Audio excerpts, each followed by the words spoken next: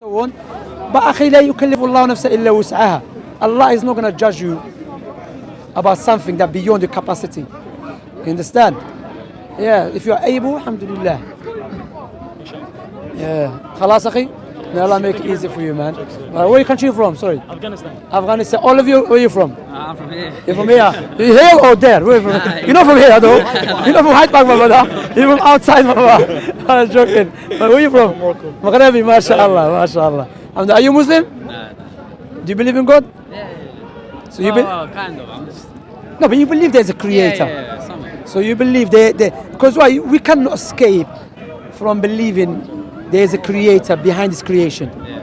It's so like when we look at the moon, look at our own selves, how been designed. We have a nose next to our mouth. Before you eat, what you do, you smell food. You have eyebrows above your eyes. Why? Because the sweat contains a salt. If it keeps going to your eye, it will damage it. So you have eyebrows to protect it. You have a teeth in your mouth. Why? To chew. You have a joint in your elbows, back and forth. So we can see the manifestation of the Creator's wisdom within our creation. That's why in the Quran Allah told us to look at our own selves. Likewise to look at the creation. Look, it's been programmed day and night. Order. There's order, organized program. In his programmer, organizer, creator. If you accept that so far, therefore the most wise creator will not create the creation without any purpose. Do you agree? Yeah. Okay. For example, imagine I'm a wise person. You say, Shamsi. By the way, my name is Shamsi. What's your name? Charlie. Charlie. Yeah. All right.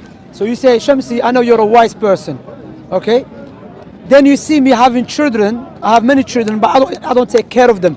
I don't look after them. I don't teach them what is good, what is bad. Would you call me a good person? Would you call me? No, because look what I'm doing. I'm having children. I'm not even teaching them what is good for them, what is bad. I'm not taking care of them. I'm not giving them a guideline, none of that. Okay? What about the Creator? And the best example to the Creator belongs. The Creator will not create this beautiful, tremendous creation without any wisdom.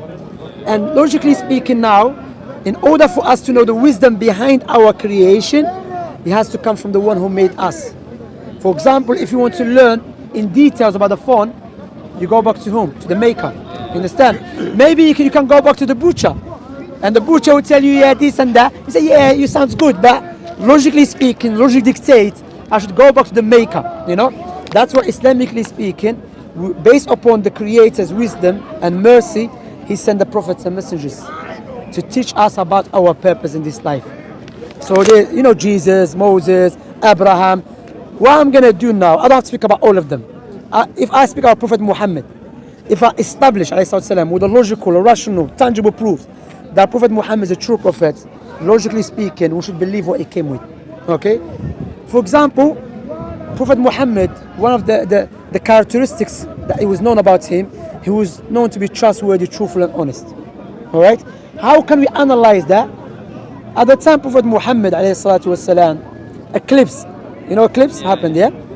His eclipse occurred at the same time when his son passed away, Ibrahim. He had a son called Ibrahim. His son passed away, eclipse happened. His companions, his disciples, they said, the reason there's eclipse because the prophet's son passed away. You have to pay attention. A liar, if he was a liar will utilize any opportunity to back up his claim. What he could have said, he said, look, you see, eclipse, my son died. I told you that's from God. You see, look, my son. He didn't say that. He said, what have happened? It has nothing to do with no one's life. I'm talking to him, you're pushing him. I'm talking to. He said to him, the Prophet Muhammad said to his disciples, he said, what happened? It has nothing to do with no one's life, no one's death. He said it's from God, from the Creator. So rush the prayer. Okay? This shows us that's not the characteristics of a liar. Alright? I'll give you another one as well. Let me ask you, who knows the future in details? Who knows the future? Like, who knows what's going to happen in the future? Who knows about this creation in details? Except the Creator. Yeah. Like, example, if I made this phone, this is not phone, by the way, it's a bottle. But imagine if I made the phone from scratch, yeah? If I made the phone from scratch, no one knows about the phone in details like I. You understand? So now, when the Prophet Muhammad, والسلام, he prophesied about the future. Okay? For example, he said there will come a time when interest, we're speaking about interest, usually, yeah? will become widespread. Even if you are not involved directly, it will affect you indirectly. By default, if you open a bank account, you are involved in interest. Your money is being used in the banks for interest. The question we ask ourselves, how man that lived 1,400 years ago knew about something that we can observe right now? Because he clearly said he got the revelation from the Creator. I'll give you another prophecy. Prophet Muhammad said, there will come a time when you see the barefoot Arab man, the people that live in the Arab Peninsula. You will see them competing. Even look what he said. He didn't say building, no, competing in building tall buildings. When the Prophet Muhammad mentioned that, that was 1,400 years ago. That was impossible for the Arab back in those days to do that. Let me ask you now, where is the tallest building in the world? Dubai? Is it? Dubai, yeah. Dubai has, you know Dubai? Burj Khalifa. Burj Khalifa is the tallest building in the world. Oh, yeah, I see. Yeah, Burj Khalifa. Yeah, you can check it online. And guess what? Do you know who's competing with them? Saudi. Jeddah, yeah. Jeddah now, they're trying to build something taller. But a person might say, the reason they're doing it to fulfill the prophecy. No, Prophet Muhammad والسلام, he was not saying it as an encouragement. One of the scholars said as rebuking it. Because, well, okay, you're going to build tall building, but people are dying out of hunger. You understand? You're wasting money on tall buildings. Anyway, so how man that existed 1,400 years ago knew something that we can observe right now? Because he got the knowledge from the Creator. I'll give you another one. What distinguishes Islam from any religion, any way of life? Islam came to preserve 5 things. You know, and sorry for taking your time. Sorry, Brother Charlie. Yeah? So listen to this. Yeah? Islam came to preserve 5 things. Islam came to preserve religion. What does it mean? Meaning the pure oneness of God, to worship God alone. That's why paganism, polytheism, atheism is forbidden in Islam, because it turns people away from the original state. All right? Islam came to preserve intellect. That's why anything that harms intellect is forbidden. Alcohol, drugs is forbidden. Islam came to preserve wealth. That's why gambling, interest is forbidden. Islam came to preserve lineage. That's why fornication is forbidden. Because when you hear people fornicate, no one cares. People, generally speaking, don't care about children. I don't care. This woman has stepped over her. You know, so that child has no rights and so on. Yeah. So look at these 5 things. Yeah, that Islam came to preserve. Let's go to the other side. Now, when you have no God in your life, everything will become subjective. You just follow your desires, and we can observe that right now. You wake up, you think I'm a man, I'm a woman today. The next day you wake up, you think no, I'm a dog today. You wake up and you have to respect people. They say you have to respect me if I do identify myself as a dog, and you have to respect me if I believe I'm a penguin. Because confusion, you know, because you have no creator, everything is subjective. Yeah. Now, alcohol, is it good for us or bad for us? Bad. Individually and collectively. Gambling, is it good or bad? Bad. Individually and collectively. Interest, is it good or bad? Bad. Interest is bad, because what interest make the rich richer, poor poorer. It's bad. Okay. We talk about gambling. Okay, fornication is bad as well. No doubt about that. Why? I don't like someone to play with my daughter. Prophet Muhammad said, if you love a woman, marry her. Because when you marry her, she has a right over you. So the 5 things that is destroying societies, and the worst of them, when you are worshipping your desires, Islam come against it. So why some people hate Islam? I will tell you why. There's 2 types of people who hate Islam. Either they are ignorant, or those who are in power. Those, because why? Gambling, yes, you can get benefit from it. Alcohol, interest and so on. So let me give you this example, Charlie. Imagine I live in London, yeah? And I have companies of interest, banks. I have companies of gambling. I have companies of alcohol, companies of prostitution. And you come into London as a Muslim, telling people about Islam. How I'm going to look at you? How are you going to look at me? Yeah, how I'm going to look at you? Telling people about Islam. Yeah, you telling people about Islam as an enemy. Oh, yeah. Because why? You're taking customers away from me. But that's even though what you're teaching people is good for them, individually and collectively, you know. But because I'm an evil man, I'm making money from the suffering of the people, I'm going to look at you as evil. And this is exactly what's happening right now. Those who are in power, they are utilizing their wealth through the media to make Islam look bad, even though you just agreed with me, what Islam legislated is good for people. Make sense? It's clear? Let me give you an example. Imagine I said, Charlie, look, I'm a trillionaire. You know, I have a lot of money. I spoke to you, you're a very respected person. I'm going to give you a gift. I said, listen, I'm going to give you £2 million as a gift. You know, what would you say to me at least? I'll say thank you. You'll be very happy, bro. You're going to forget your friends, man. 2 million, let me that's, man. 2 million. No, you're not going to just say thank you. You're going to remember Shamsi all the times, all your life. I will give you £2 million on a condition, give me your 2 eyes. No go. Do you know why? Because your eyes is more valuable than anything. So why we are not grateful and remember the one that gave us eyes for free? That's a good saying. Make sense? See? Now, yes, we want to be grateful to God. We want to be grateful to the Creator and worship Him. Now, let me ask you another question. If you want to buy a gift for your mother, would you buy a gift that you love or your mother love? Likewise, if you want to worship the Creator, we should worship Him the way He loves, not the way we love. Because the way He loves is objective. The way we love is subjective. And there's something I want to mention. One of the clear proof that Muhammad is a messenger of the Most High, the legislation he came with. Now we have politicians who studied in the best universities around the world.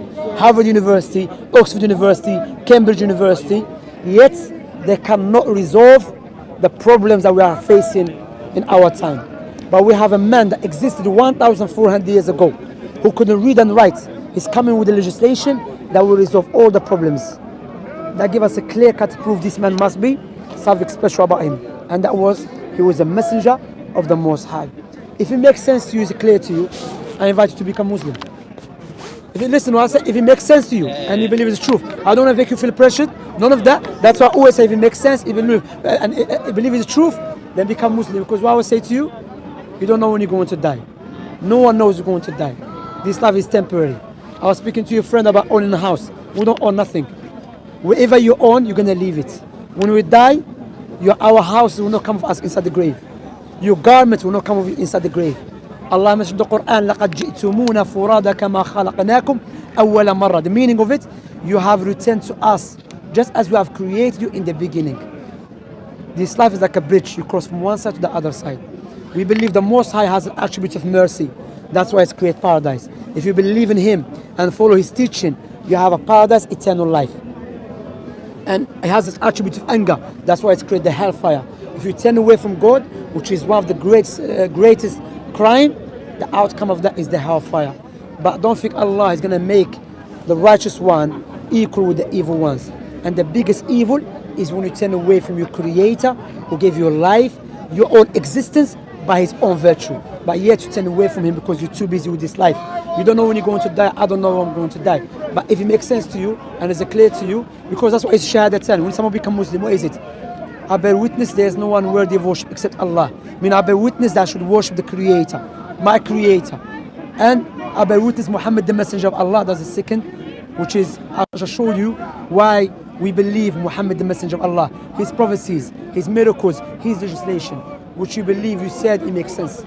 So I'm inviting you, if you want to become Muslim, that's how you become Muslim, bro. You want to become Muslim? Give him some time. Give him some time. No, wait, let him think. Don't feel pressured. Don't feel, yeah. No. That's why I brought him here. Yeah. Let him. Chill out. No. You said give him time, correct? Yeah, no, give him time. Are you promising live tomorrow? No, of course not. If he dies as a disbeliever? Of course not.